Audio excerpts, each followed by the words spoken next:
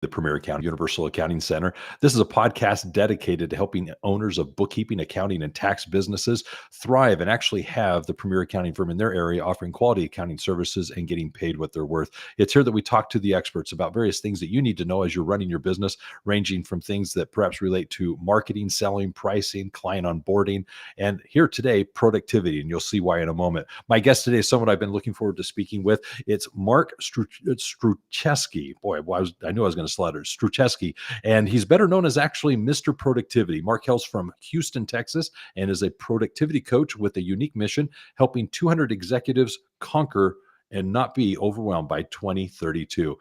There, through his journey with corporate America, he's actually hosted over 1,200 episodes of the Mr. Productivity podcast. So as a podcast host, it's an honor to have him on the show. He actually has developed a keen insight for the challenges that are staying productive in today's fast-paced world. He doesn't just offer tips, he offers a roadmap to making productivity personal, practical, and drawing from real-life experiences and everyday analogies. He's basically running a business efficiently. So Mark is an expert and invaluable for everyone that is looking to navigate the complexities of the modern workplace, or simply seeking to prioritize what matters most. So Mark, welcome to the show. Roger, thank you so much for having me here. It's an honor. Well, it's a privilege because productivity is a big part of what we talk about here. I'm just going to kind of set the stage with this, and then I'm going to ask for you to kind of introduce yourself. One of the things that we teach here happens to be what we call the universal business model, and it consists of marketing and selling, the accounting, and then ultimately production. Production is where we have people working efficiently and profitably. So what you speak to is hugely important to what I feel the success of a business is. So let's get a little bit of context, though. Your background, how did you become the productivity expert? Well, I officially hung my shingle out about 2011, but people always ask me, okay, where did it come from? And I used to tell them, this is a two-part story. Okay. First, I would tell them it was 2005 when I was fired from my corporate job. Now, keep in mind, 2005, only Facebook and Twitter and LinkedIn were around. And I was trying to find my way. Instead of getting another real job, I decided to go solo. And then I started trying different things and nothing worked. And then one day I hired my first coach. And my first coach we were on a call, and I identify as Tigger from Winnie the Pooh, but I was an Eeyore on this particular call. And the coach said to me, well, what's going on? I said, well, I really love teaching people, and I love training people, and I love, just want to help people, but I haven't found what I want to do yet. And he goes, well, why don't you talk about productivity? And I'm like, where did that come from? Why would you say that? He goes, I know a lot of people, and you are naturally gifted at being productive, and you should share that with the world. Well, that's where my story used to begin. Okay. But then I went back to where it really started in my childhood. I'm an only child, and I was born in 1965, and I was raised, you had to do chores at a certain time, a certain way, whether that's setting the table, doing the dishes before there was dishwasher, cutting the lawn when I was old enough. And so I have to give credit to my late parents. Both of them have been deceased now, because they set me up. We didn't know it back then in the 60s and 70s. I would become Mr. Productivity at some point. But that's where it all started, because my parents didn't tolerate laziness. I couldn't ever say the word, I'll do it later. No, because that was not allowed in my household. And so my parents raised me to be Mr. Productivity unbeknownst to them. So I'm really loving this, because as a narrative, a lot of times it goes back to our childhood, our youth, our parenting, and the parents that we had. And you're clearly saying that had an influence. I'm curious. So when you reflect and remind yourself of these chores and such that you had, did you realize it then that you were being productive, or was it just being imposed on you? Oh, no, I had no clue I was being productive. I thought every child was raised this way. And now when I see people who are not productive, whether they're adults or they're children, I'm like, what's going on with the parents? Because my parents did not tolerate any kind of back talk, sass talk, laziness, I'll do it later, excuse making, none of that. So I just thought that's how everyone was raised. But then again, Roger, I thought everyone on Christmas Eve went to their mother's house, and on Christmas Day, you went to your father's mother's house. So this is the kind of world I lived in. All right. No, I'm getting it. So let's talk about the word productivity. Okay. So you're Mr. Productivity, but when your coach was talking to you and said, this is what you ought to do, what does the word itself mean? What did he see in you that you weren't recognizing that is so important, particularly from just the defining of the word productive? You know, that's one question I didn't ask him specifically. I just Okay. asked them, where did that come from? And why did you say that? And he said, well, you're naturally gifted at being productive. You should share that with the world. I never asked them, well, what do you see in me? And now and that's a great question, by the way. No one's ever asked that question. And I'm still friends with the guy on LinkedIn. I should reach out to him and say, hey, I'm curious. Do you remember that conversation we had way back in, oh my goodness, 2007, 2008, whatever year it was? And do you remember what you saw in me other than I was naturally gifted to being productive? Because what he said put me on this trajectory. Yeah. Well, I'm going to share with you what I'm hearing. And this is just totally my own definition, definitely not Webster's. When I hear productive, I feel that it implies that someone is focused. They have a very clear objective that they're working towards. So if somebody is defined as being productive, I see them as being someone that is very fixated on a goal. They're going to work towards it. I'm not multitasking. I'm not interrupting the process. I'm focused. The second thing I'd say about someone that's productive is I believe that they have purpose. They are very clear in their mind why they're doing what they're doing. It's not just I'm busy. I'm productive because I have a certain thing that I need to accomplish, and it's a task for a reason. And so I've got purpose. I know why I'm doing it. I'm focused. I'm not trying to multitask and do all these other things. And then the big thing that I think is very important is the reliability. If I'm looking at someone that's productive, I'm presuming that if I'm asking them to do it and they're going to say they'll do it, I don't have to question whether or not it's going to get done. They're productive. They do Mhm. what they say they're going to do. And so these characteristics, when I'm working with somebody that is productive, is very assuring because I know they're going to get it done. Or if it's said about me, I'd like to think people believe I am somebody that's focused and driven and somebody that's dependable. How would you relate to that? That's interesting because we only had these coaching sessions. Okay. So how did he pick that up? Because that's the person I am. You described who I am. But in our 45-minute coaching sessions, how did he pick that up? We didn't know each other outside the coaching calls. So, I mean, obviously you picked it up from our brief time together today. So maybe he saw something based on, I don't know, me always showing up early. I believe if you're on Mhm. time, you're late. So Mhm. maybe all these little things he saw that I was productive. I don't know. And I really am going to go back and ask him that question. Well, I'm going to say it is something that's seen. As a business coach, when I've worked with my clients, there are people who do come late, like you're indicating. That's an indication of something that they're maybe preoccupied or whatever. The other thing I've noticed is they come prepared. So if they left last meeting saying they're going to do something, and I Mm, ask you today, did you do it? 9 times out of 10, the person that's productive will say it's done. It's not, oh, I forgot about it, or I come up with all these excuses as to why I didn't get around to it. They just say it's done. And so a productive individual has these telltale signs that as a business coach, when I'm working with you, I'm able to see these things in the individual simply because they are very driven, very focused, very dependable, as I was stating earlier. And so as that person worked with you, they clearly would have seen when Mark's in the room, Mark's attentive, he's present, Mark's very, very keen to his surroundings and what's happening. And so you're very productive. You're making the most of the situation. How's this sounding? it sounds spot on because I'm an action taker. So if I have a coaching call with somebody, in other words, another coach is coaching me and they Mhm. give me homework, it's done within 24 hours. If it's earlier in the appointment during the day, it'll probably be done that day. I was the kid who, when I was in high school, I would always do the long, you get those assignments that, you have 90 days or 2 months to do. I Yeah. would always do them like the first week because then I Yeah. wouldn't have to stress out about it. I mean, everyone, all my classmates would wait until the night before and they'd be sweating buckets. I didn't have to worry about that because I would get it done early, mainly because I wanted to go out and play sports with my buddies.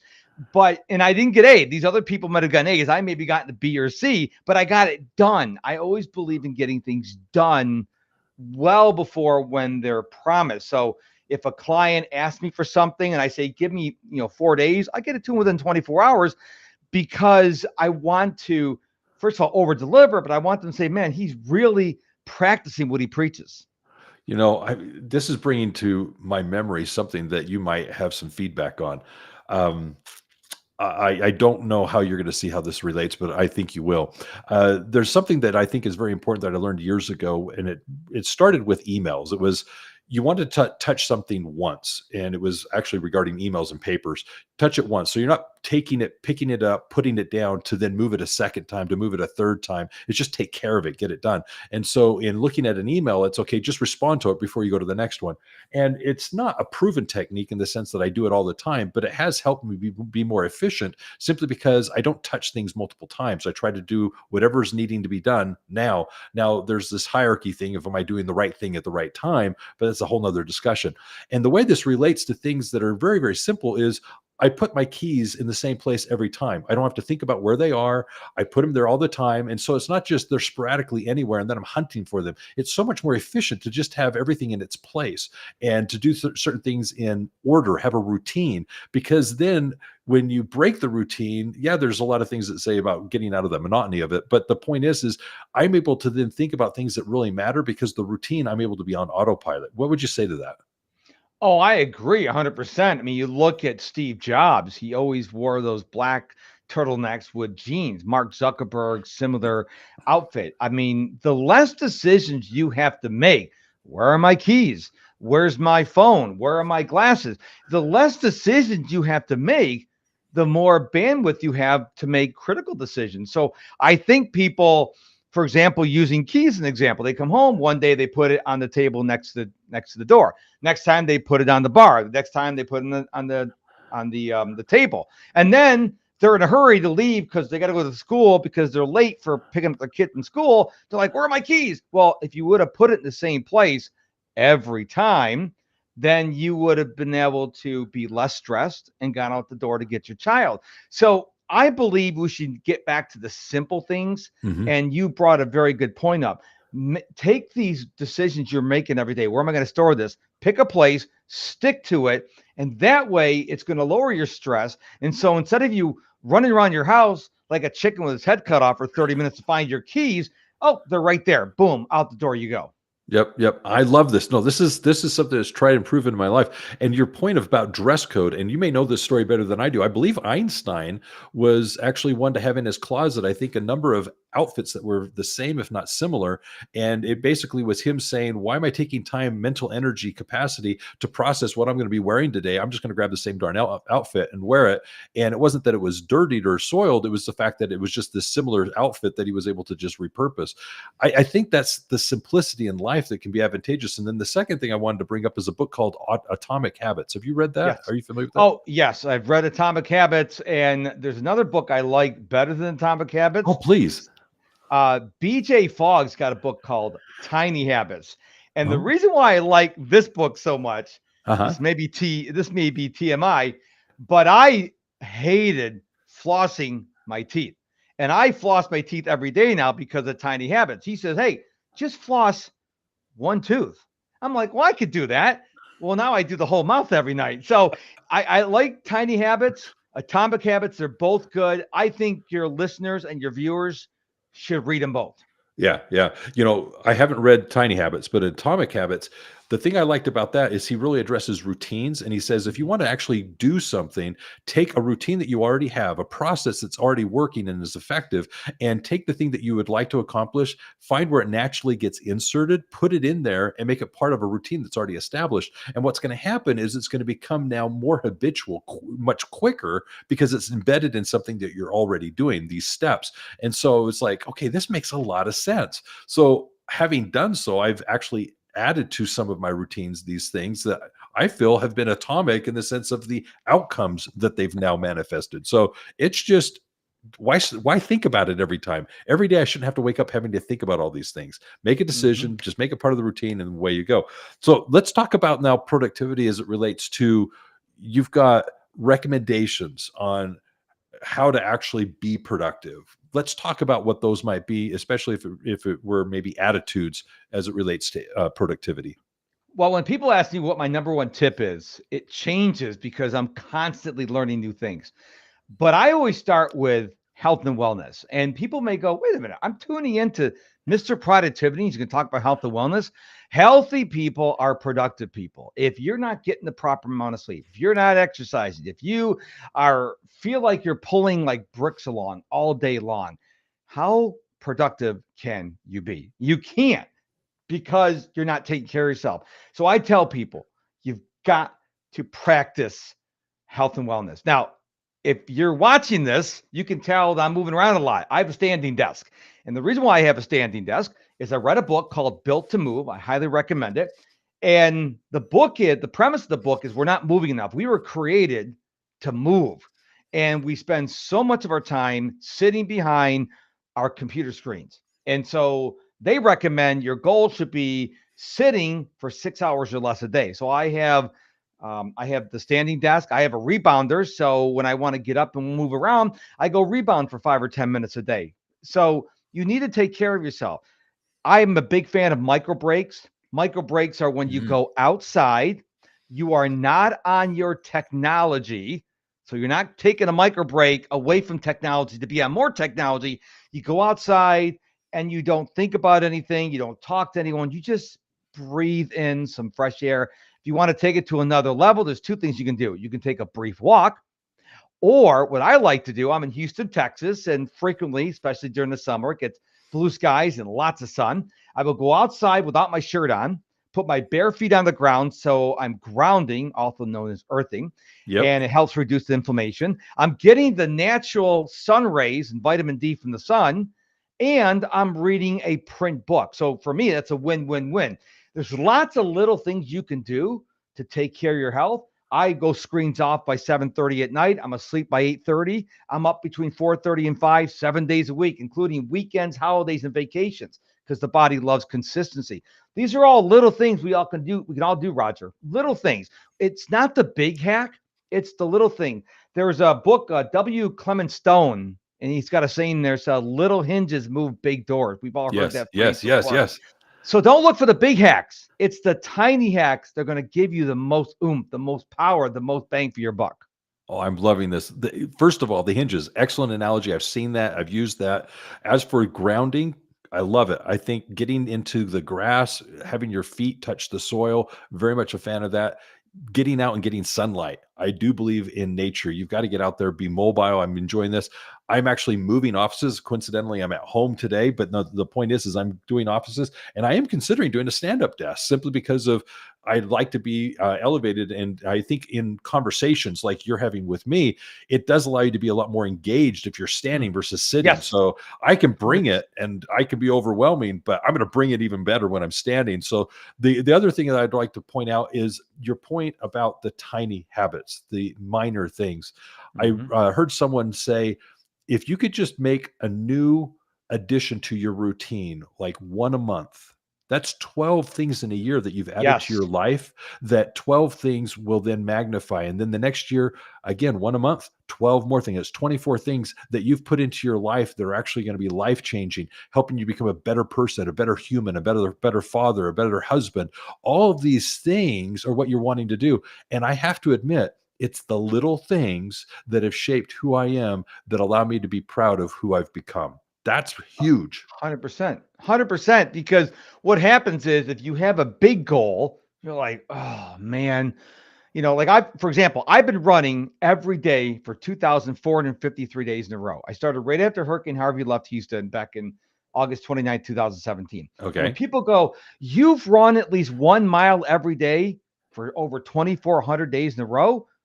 Well, how did you start? I started with day 1. Then I got to day 10 and day 100, day 1,000.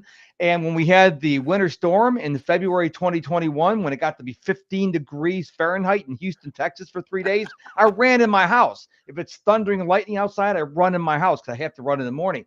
I don't make excuses. See, a lot of people are making excuses. Well, how am I going to do this? My latest thing is I use an app called the Streaks app. And so it tracks all my streaks. A new streak I've started, I'm up to 9 days, I think now, is doing 1 push-up a day. Now, people go, well, that's all? It's a proper push-up. Because if you do 10, the 10th one is not as good as the first one. So I'm doing 1 proper sit-up or push-up every day. I'm also doing something, again, I go back to the book, built to move. Squatting. Most people can't squat. So I squat 3 to 5 minutes every day. Now, I remember I tell the story all the time on my podcast. The first day I did this, my body goes, oh, piece of cake. I'm 58 years old, right? The second day, my body's going, whoa, we're going to do this every day now? And so for about 3 weeks, my body's going, oh, the knees, the hips and everything. But now I'm like over 100 days. Now I can do it for 3, 5, 6, 7 minutes because it's important, because it's about your hip flexors. So Yep. I encourage people, pick something small you want to start with.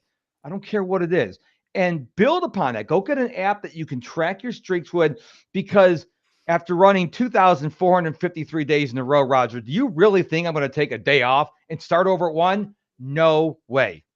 Yep. No, I'm loving this simply because of the fact that I can relate. I've recognized, I'm old enough to realize that there are no excuses. I am who I am because of the decisions I've made, period. Mhm. And so I have to understand that if I don't like who I am, it's my fault. And if I'm going to change who I am, how I respond to situations, how I interact with people, how I look at myself, my body, my body's only a product of what I've put into it and so forth. And now Mhm. I agreed, somebody can bring up that there's different health things that we're born with and so forth. I'm not talking about that. I'm looking at the mirror and recognizing that there are things that I'm choosing to do to myself that are my fault. And so there are certain things that are unhealthy, or certain things that I can do better for me. And I'm recognizing little by little, I can do those things.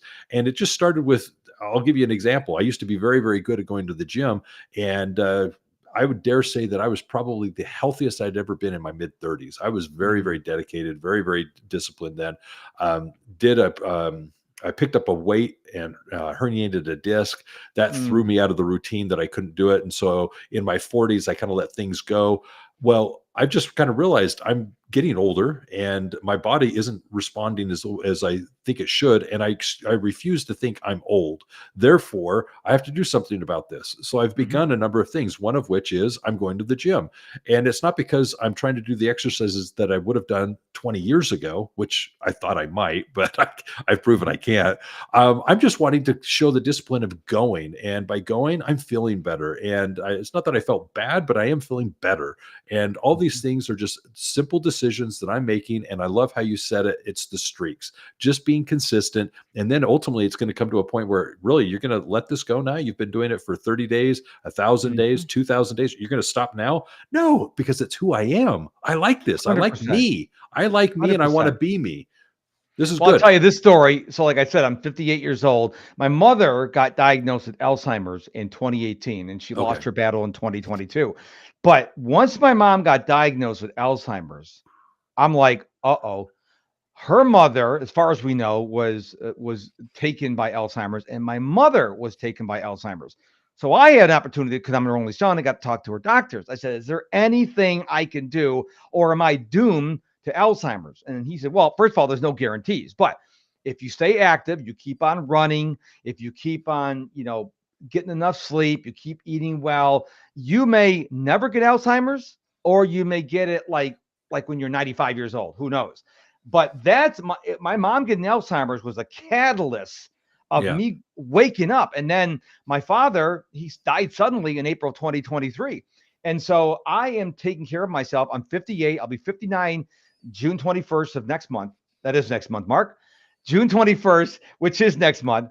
But I am having a goal of not only living to 110, but running on my 110th birthday. In order to do that, I've got to take care of myself. Now, I don't eat perfectly. I love my Diet Coke. I have it up until 1 o'clock. I know it's the devil, but it tastes so good. I do have sugary carbs. I'm not going to be the perfect specimen for weight loss. I feel great. I don't feel like I'm 58. I feel like I'm in my low to mid 40s, and that's intentional. It didn't happen because I've got good genes. It's because I am taking my health seriously. So I don't know the age of the viewers and listeners of your show, but just figure out what you can do that's tiny, that's going to take you to another level, so you'll be able to have energy to run around with your grandkids or great grandchildren. If you start today, you can't start 20 years ago, but you can start today. I love this. Love, love, love it. All right. I want to take this kind of into the business sphere. So, what is basically something that you would suggest that fosters productivity and a positive work culture in business? Because my people here, many of them have employees. What can they do to be that leader and develop that culture? Well, a couple things. Number one, do not have anybody work wall to wall. You need to encourage, maybe even empower is a better word, your employees to, hey, I'm going to allow you to take 3 to 5 minutes every hour as a micro break that this Mr. Productivity said. Here's the restriction. You can't take your phone out. So if you want to go out in the terrace, you want to go walk around in the parking lot, you can't be on your phone because that defeats the whole purpose. They're going to go from their work computer to their personal computer, which is known as the phone. Yeah. So encourage your employees to start taking micro breaks. The other thing is, I encourage you to take a temperature of your culture. Is it more on the positive side? Is it like Winnie the Pooh, Tigger, Piglet, Christopher Robin, or is it Eeyore? And if it's more Eeyore, well, as a leader, you need to go, okay, it starts with me. I take full responsibility of this. How can I change the culture so it's more positive? Because I haven't worked in corporate America since 2005. The last job I had, everything was micromanaged. And I hated going there because there was no joy.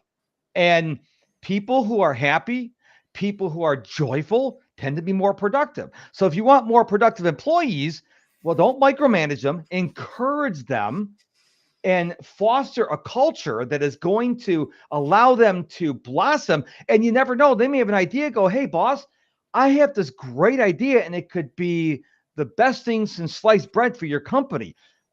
But you got to get the culture right before the people are going to feel safe enough to give those ideas to you. I'm loving this. Yeah, one of the things that's very important with my coaching and the work I do is we emphasize a program called the STAR program, and it's intended to build a culture of accountability. It's important that everybody understands what role they play in the organization, and at the same time, what is expected of them. What are some key metrics that they're responsible for? But part of all this is celebrating vacations.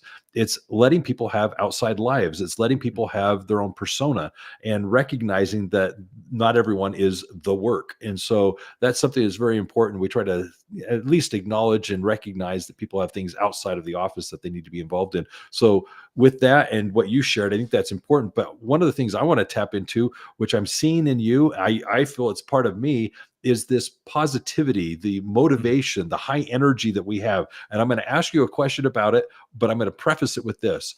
I was at our conference just last week. We have a conference called GrowCon where we get together once a year with accounting professionals. And at the event, it's 7 o'clock in the morning, or 7:30 in the morning. It's day two. It's after a long day. I've only had a few hours of sleep, long things leading up to it. I'm walking in the room as people are arriving, and I'm very positive. I'm very energized. I'm very upbeat. And the person that I'm passing goes, "Wow, you're positive. You're high energy." And he was, I think, making a comment saying like, "You must have had a lot of coffee or something today," is how I recall it. But my point is I don't drink coffee. I'm not a coffee drinker. It's my natural personality. I like life. I enjoy life. And so living is a joy. And with regards to that, I like to be positive. So when you're working with people and they are Eeyore-ish, because I have one employee that I actually use the term Eeyore when we talk about him. You've got Nice. Eeyores. How do you deal with that? Because clearly you and I, we're kind of these positive, high energy people. What do you think? Well, when I have guests on my podcast, I tell them I'm high energy. They go, Yeah. I can handle it. And when we stop recording, they're like, I felt like I just ran a marathon. I'm like, this is who I am. I wake up this way. I Yeah. wake up every day with great anticipation. I remember a feeling I used to have, and maybe you feel this way as well, Roger. Christmas morning. What did Santa bring you? I wake up that way every day. Unfortunately, there's not presents for me next to my bed. That would rock. That would be so cool. I got to tell my wife, I want a present every day Every when I single wake day. up. But when I see people who are more Eeyore-ish, what I want to do, and I've not done this yet, I've got to do this. The only sport I watch is European football. We call it soccer here in the States. And for fouls, they give yellow cards and red cards. Yes. Okay. 2 yellow cards, you're out. To red card, you're out of the game. And I was thinking about it's like $8 at Amazon and carrying these around me. So when I run in the ER, flash a yellow card, it's gonna be a talking point. They're like, what is that? That's a foul. You get one more, you're out of the game. And because then I could say, well, I'm Mr. Productivity, your attitude, your positivity, or your negativity determines how productive you are. So I've got to go out and get those because it's going to allow me to have a visual to show people, hey, nobody wants to be around an Eeyore because Eeyore thinks nothing's going to work out. No one's going to listen to the show. No one's going to sign up for your products or your email list. That's just not true. And so when I encounter people like that, I try to make light of the situation.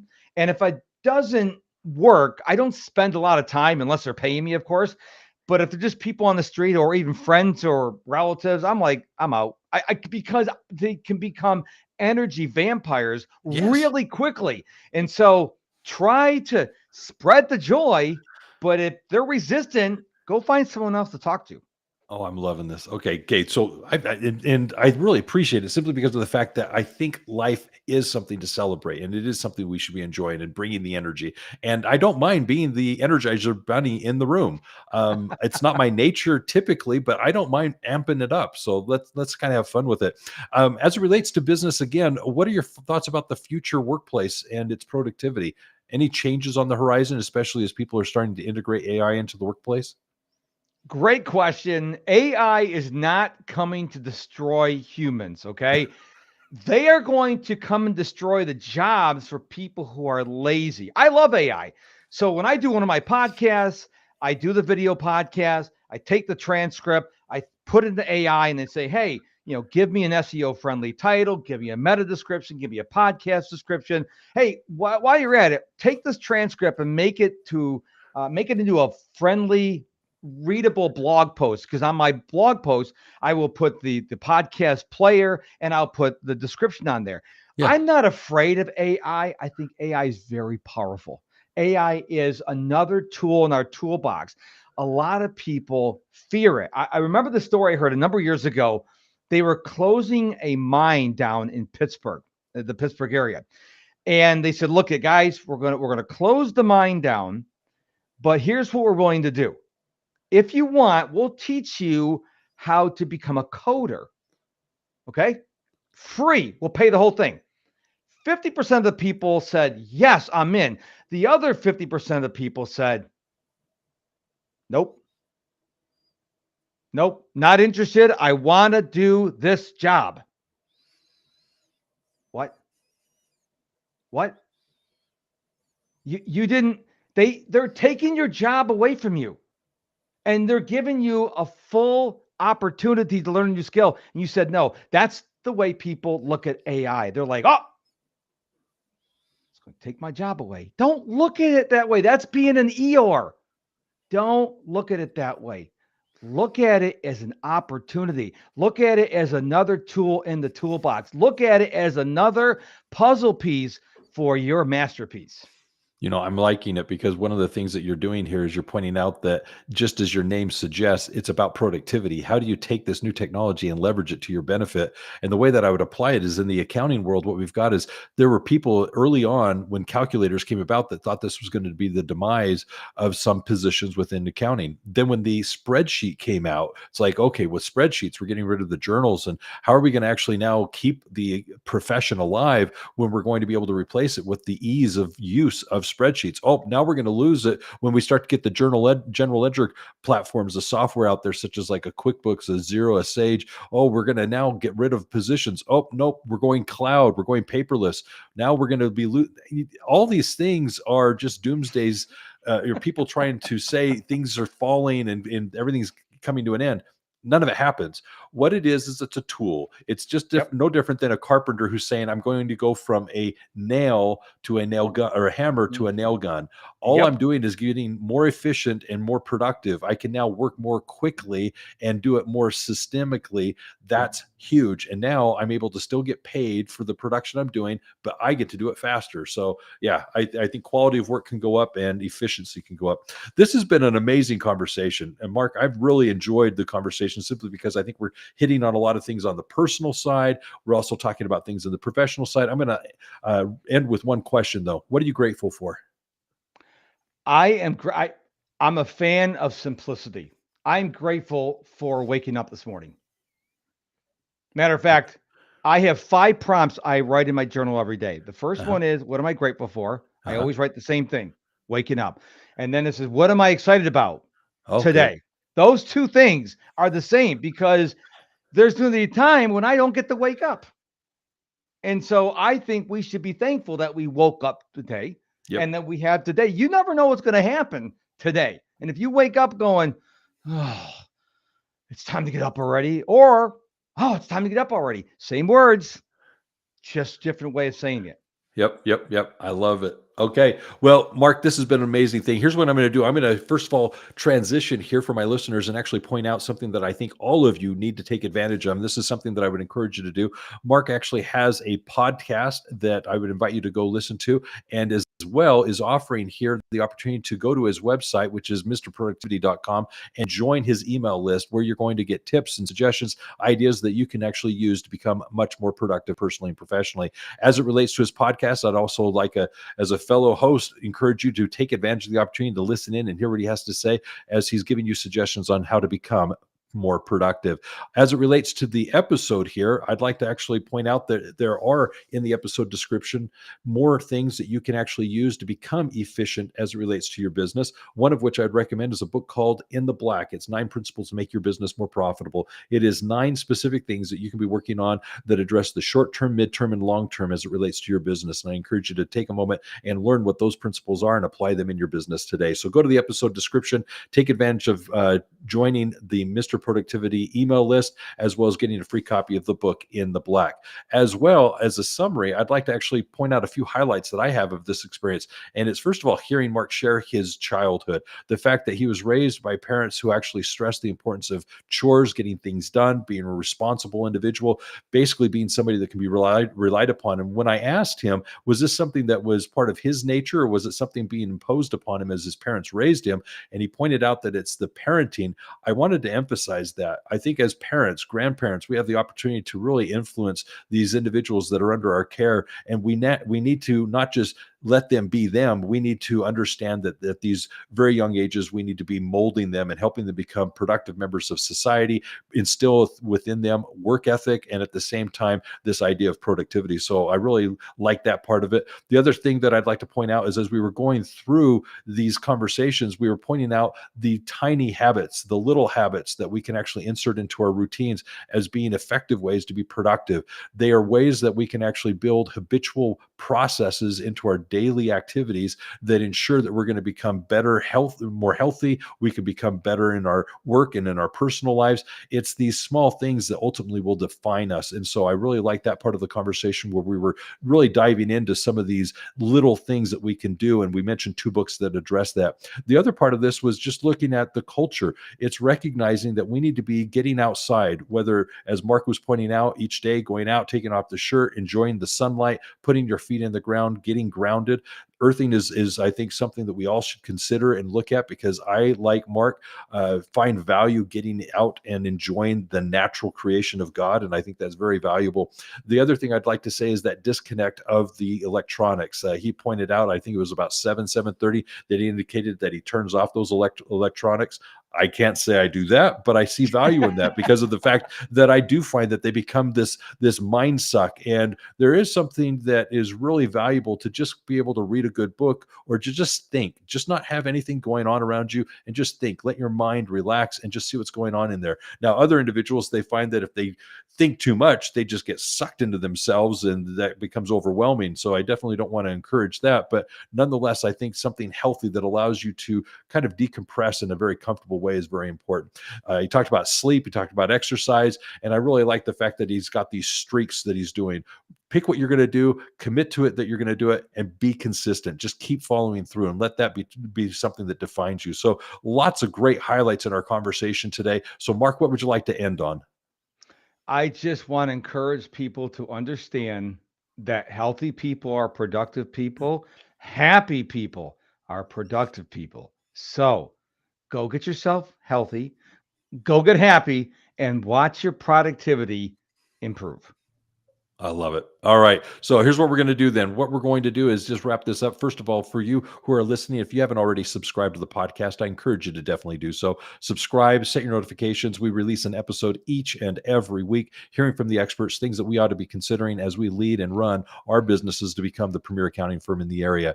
In addition to the episodes each and every week, we have put together a list of basically highlights or playlists that you can go back and binge listen to. You can find those at universalaccounting.com. In the podcast section, you'll find highlights that you can really dive into those things that matter most to you today in your business and go deep, hear from the experts regarding those specific topics that may be marketing, selling, pricing, tech stacks, client onboarding, client relations, mental health, and so much more.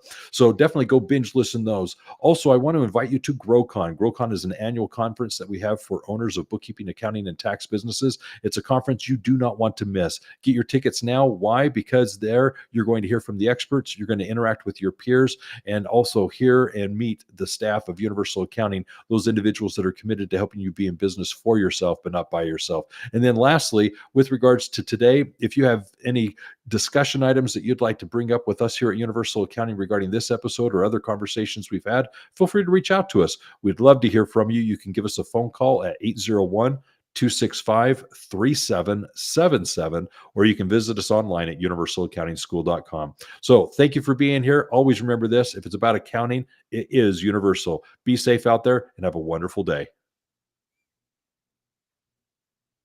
Mark, that was awesome. Still says we're live. It is, because here's what you're going to do now. Oh, You're going to record that promo piece for me. Oh, okay. So this is not being broadcast now. This is just It actually is. For those that are on the live stream, they're hearing it raw. This is wow. us. So I shouldn't. This is not a good time for me to pick my nose then. No, don't pick your nose now. No. You can wait a minute. Blow your nose in a minute. Okay. Highly unadvisable. Okay. I just listen. I want to go by the rules. That's all I want to go. Okay. So let me pull up a private chat here. So the private chat, which is just between me and Roger and his brain guy over there is running the show. Okay. So I'm going to. This is my name. And I could use any adjective I want to describe the show. Okay. Any adjective. Okay. Surprise me. Hopefully it's a good one. Okay. Let me see here. Everybody always probably says the same words. Incredible. I got to come up with a better word that no one's ever used before. Okay. I got it. Okay. Are we ready? Yes. Okay. So I don't say record promo piece, right? I leave that part out. You can if you want, or you could say we'll just cut it later. No, yeah, I know. It's just editing, the magic editing. Hi, this is Mr. Productivity, also known as Mark Struczewski, and it was supercalifragilisticexpialidocious to record with Roger an episode of Building the Premier Accounting Firm.